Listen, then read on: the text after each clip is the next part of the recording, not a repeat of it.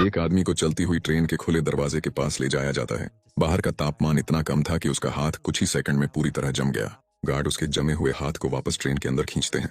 इसके बाद एक भारी लोहे का हथौड़ा लाया जाता है और उसके जमे हुए हाथ पर जोरदार वार किया जाता है। लेकिन यह सजा आखिर क्यों दी जा रही थी? दरअसल पूरी दुनिया एक भयानक बर्फीले तूफान की वजह से तबाह हो चुकी थी। इस तबाही के बाद बचे हुए इंसानों के पास जिंदा रहने का सिर्फ एक ही रास्ता था, एक ऐसी ट्रेन जो पिछले 17 सालों से लगातार चल रही थी।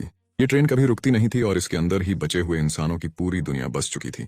लेकिन ट्रेन में रहने वाले सभी लोगों की जिंदगी एक जैसी नहीं थी। ट्रेन के आगे वाले डिब्बों में अमीर लोग आराम और ऐशो आराम की जिंदगी जी रहे थे।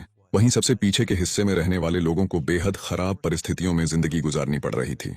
उन्हें खाने के लिए सिर्फ रबर जैसे प्रोटीन के ब्लॉक दिए जाते थे, लेकिन इन ब्लॉक्स के अंदर असल में पिसे हुए कॉकरोच इस्तेमाल किए जाते थे। सालों तक ऐसी जिंदगी जीने के बाद पीछे रहने वाले लोगों का गुस्सा आखिरकार फूट पड़ा।